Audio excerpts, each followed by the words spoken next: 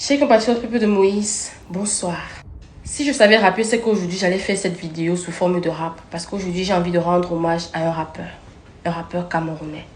Un rappeur qui peut être mon père parce que je me souviens qu'il berçait mon enfance avec ses mélodies engagées. Les paroles étaient tellement profondes que malgré ma petitesse, malgré mon enfance, j'arrivais quand même à cerner l'engagement, la vérité dans tous ses propos.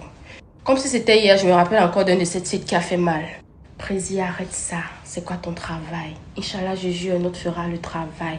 Le peuple n'en peut plus. Les jeunes en ont marre. On veut aussi goûter au goût du miel, sinon on dégage. Il a passé toute sa vie à être la voix des sans-voix. Il a dévoué toute sa vie à l'engagement. Il a dévoué toute sa vie à dénoncer l'état de notre société, à vouloir le changement, à vouloir ton bien, à vouloir notre bien.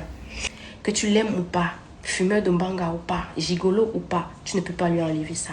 Tu ne peux pas lui enlever le fait qu'il a hypothéqué toute sa jeunesse pour toi, pour moi. D'abord, c'était en musique, maintenant, c'est sous forme de vidéo. On n'est pas toujours d'accord avec lui, moi la première. Il fait des choses parfois tellement bizarres. Il est parfois incohérent, incompris. Je sais. Mais s'il y a une chose qui est incontestable et que tu ne peux pas lui enlever, c'est l'amour pour son pays. J'ai d'ailleurs été agréablement surprise de remarquer qu'il avait encore son passeport vers son dolé, résidence dans un pays occidental. Vous connaissez combien de Camerounais changent leur dolé? Quand tu me parles de football, direct je pense à Samuel Eto'o. Tu me parles de musique, je pense à Manu Dibango, à son âme, Charlotte Dipanda, Caresse Fosso. Tu me parles de politique. Pouvoir en place, je pense à Paul Biya. Résistance, je pense à Maurice Kamto. Résistance, je pense à Valsero. Et dans une démocratie, il y a le pouvoir en place parce qu'il y a la résistance. Il y a la résistance parce qu'il y a le pouvoir en place. Donc, c'est pas juste. Remettez-lui sa patrie. Tant de devoir perdre mon appartenance au continent, à la planète. C'est horrible. C'est pas juste. Beaucoup de courage, papa. Beaucoup de force. Même si tu fais genre, ça va, on sait que ça ne va pas. Ça, c'est un gros coup de poing sur la ceinture. Mais beaucoup de courage. Il a commis des erreurs. Il en commettra encore. Parce qu'il est humain. Mais s'il y a une chose que je sais, que tu sais, qu'on sait, c'est qu'il aime son pays. Il aime le Cameroun. Et lui enlever sa patrie, ce n'est pas juste. C'est pas juste. It's not fair. It's not fair at all. It's really not fair. Bonjour les enfants, c'est papa. Bienvenue dans le 3e podcast de la journée. Les enfants, bienvenue à la clinique. Merci Manouchka, ma fille. Là, tu vois, tu me fais découvrir quelque chose au Cameroun.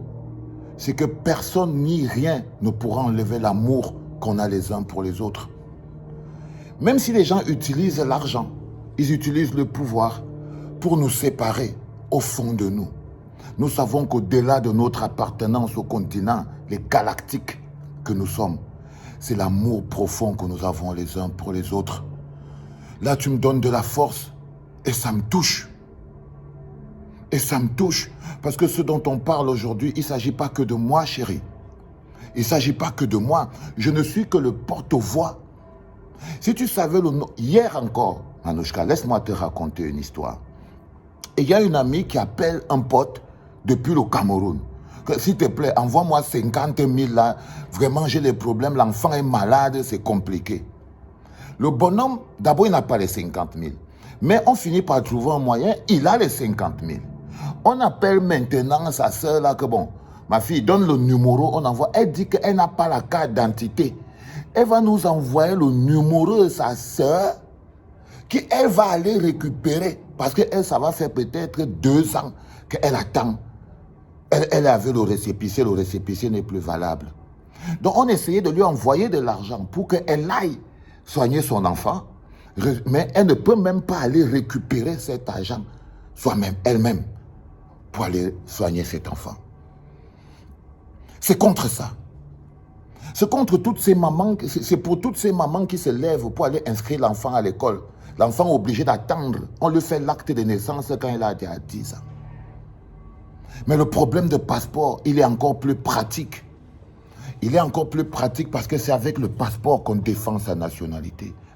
sur l'échelle internationale, c'est le passeport qui définit à qui on donne nos points.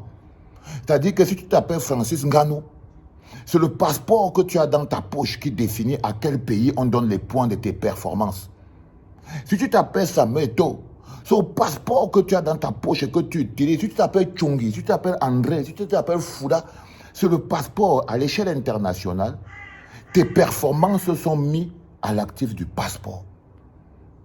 L'une des marques du sous-développement, ma fille, un pays où tout le monde n'a pas la carte d'identité et le passeport, l'acte de naissance ne sera jamais développé. C'est pas possible. C'est pas possible, mon chou. C'est-à-dire qu'un pays où tout le monde, toutes les populations n'ont pas la carte d'identité est un pays qui ne peut pas se développer. Parce que l'identification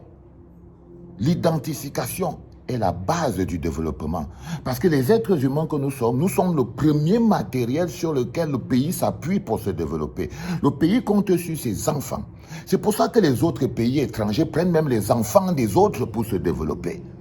C'est-à-dire quand vous prenez un petit comme Kylian Mbappé, quand vous prenez des petits comme quand vous voyez tous ces gens qui changent de nationalité, tous ces gens-là, même Rigobert Songban prend l'avion avec le passeport Bordeaux dans la poche pour aller entraîner les Lions.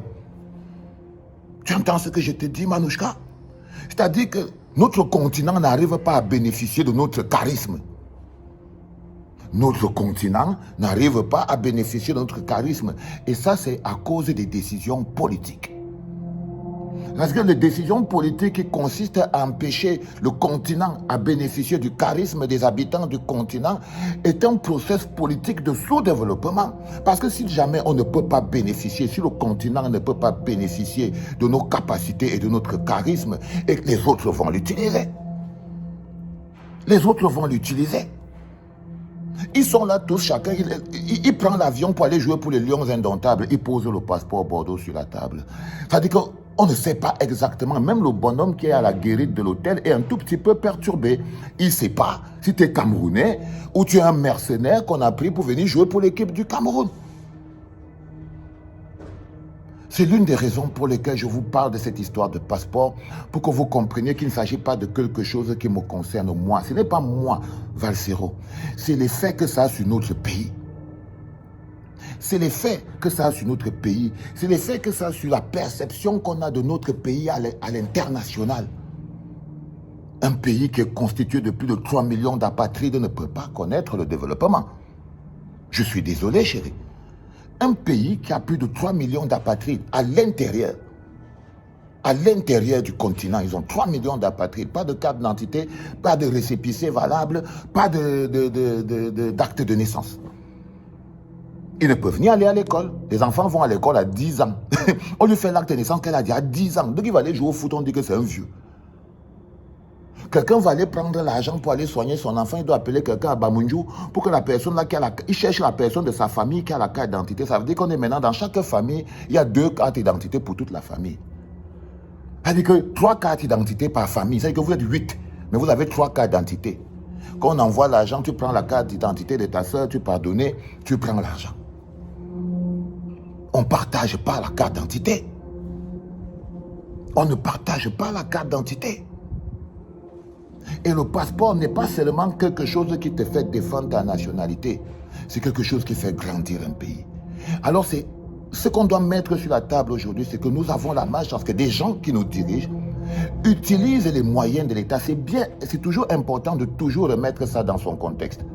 C'est-à-dire à cause de tes opinions politiques, c'est-à-dire à cause de mon positionnement politique, ils n'ont même pas le courage.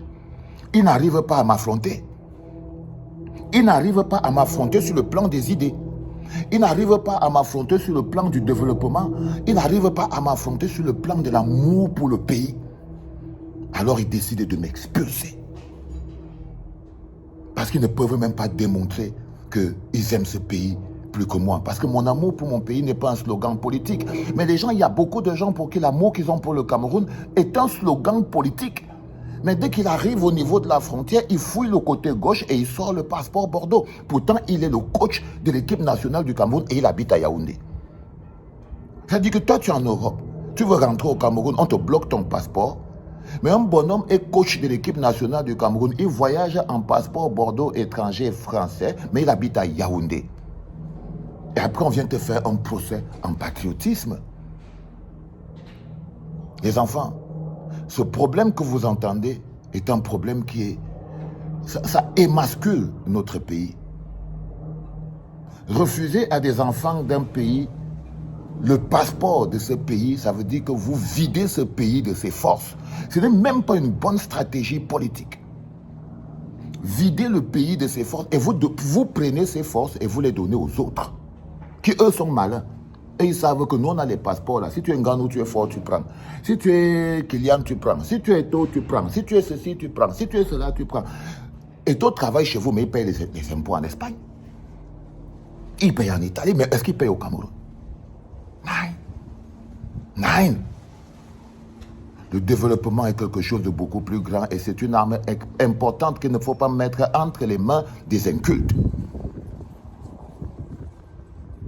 Merci, chérie. Mais tu vois, tout ça, c'est autre chose. Une fois que papa a fini de raconter sa vie, je voulais te dire que t'es l'avenir. T'es l'avenir. Passe le bonjour à ma soeur Doudou. Doudou, quelque chose qui c'est aussi ton ami et tout. Hein? Dis-lui bonsoir de ma part. Portez-vous bien. Continuez de porter haut ce que nous avons en commun et ce que nous avons de plus cher. Le Cameroun. C'était le 3e podcast de la journée, les enfants. C'était papa.